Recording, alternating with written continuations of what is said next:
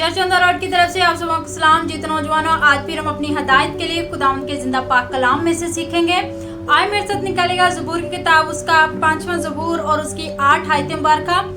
खुदा के पाक कलाम में लिखा है, ऐ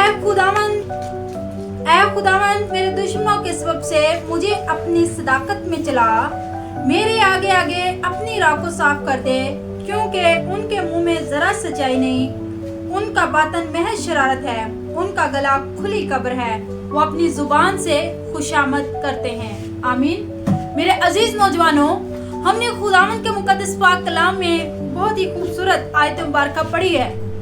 बेशक जब कौम बनी इसराइल जो बड़ी मुसीबत में थी, परेशानी में थी, दुख में थी, कर्ब में थी, तो खुदा ने किस तरह अपना हाथ रखकर अपनी कौम बनी इसराइल को बचाया, अपनी कौम को रिहाई बख्शी, फिरौन की कैद से छुड़ाया।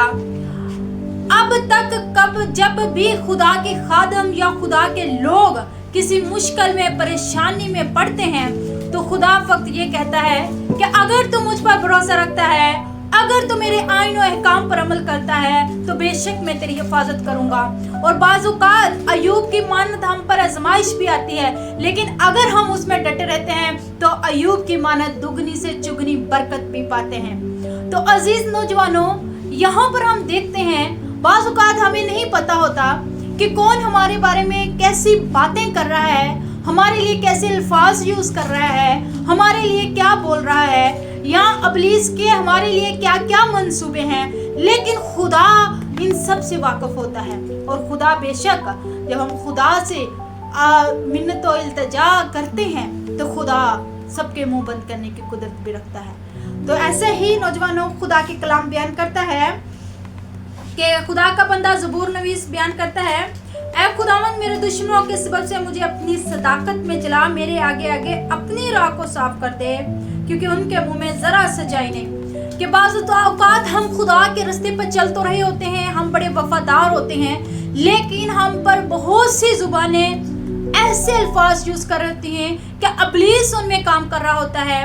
इब्लीस कभी कभी हमारे अपनों में होकर इस तरह से काम कर रहा होता है कि वो हमारे बारे में ऐसे अल्फाज, ऐसी चीज़ें इस्तेमाल कर रहे होते हैं जो कि बिल्कुल भी माकूल नहीं होती, ऐसी चीज़ें जो नामाकूल हों, ऐसी बातें जो कि सुनने में बुरी लगे, जो बदी की तरफ राग़ब करें, जो बुरी चीज़ें आपको जो है बिद्दत की तरफ लेके जाए, ऐसी चीज़ें।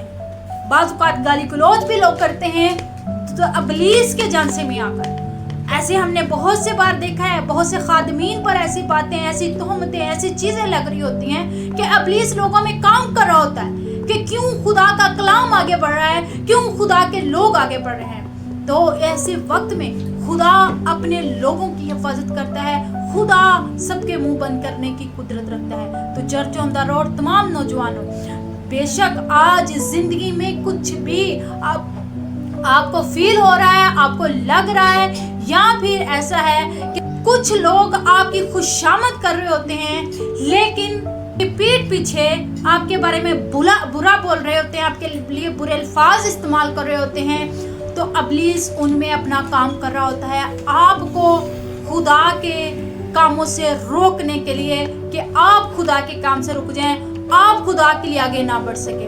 तो याद रखें, ऐसे वक्त में अपने आप को खुदा की हुजूरी में रखते हुए खुदा से ही बात करनी है और बोलना है कि वही हमारे रास्तों को साफ करने वाला है, वही हमें संभालने वाला है। तो बेशक हमें अपने काम से बाज नहीं आना, हमें खुदा की गवाही से बाज नहीं आना, हमें खुदा के काम से बाज नहीं आना, बल्कि और आगे बढ़ते चले जाना है, ताकि हमारी जिंदगियों से एक अच्छी गवाही पैदा हो सके। और हर वो कदम जो हमें पीछे खींचने की कोशिश कर रहा है या हमें पीछे ले जाने की कोशिश कर रहा है, वो कदम बेशक खुदा जो है ऐसी चीज़ों को हमारे रास्तों से हटाने की कुदरत रखता है और वो हटाता है। तो खुदा का बंदा भी यही कहता है कि खुदा ही हमारे रास्तों को साफ करने वाला, हमारे रास्तों को हमवार करने वाला है, हमारे रास्ते में आने वाली हर रुकावट को दूर करने वाला यहोवा पाक खुदा है। तो चर्च ऑन द रोड तमाम नौजवानों, आज का कलाम हमें यही सिखाता है, हमें खुदा पर तवक्कुल भरोसा रखना है।